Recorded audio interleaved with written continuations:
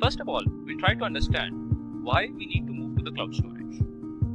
There are many benefits of moving to the cloud storage. For example, let's say if you're working in the on-prem environment, you're working in a data center where you have the storages available, but those storages are expensive.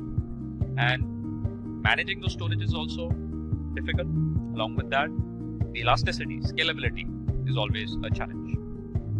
So if you look into this particular slide, the cloud storage can be a cost-effective solution. It is easier to migrate data on the cloud storages. Data backup and archival storage is easily available. Disaster recovery and redundant storage infrastructure is provided.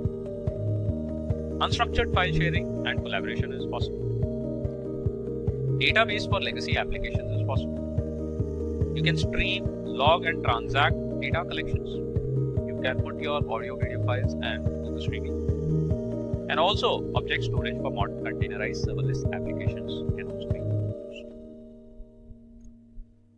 Now when we talk about the cloud storage, primarily we talk about the S3.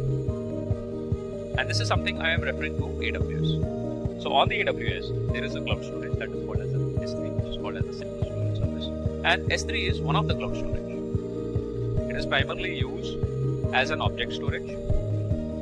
And when I say the object storage, it means that any file which is available on your local system, let's say PowerPoint, video files, audio files, you can upload them on the S3.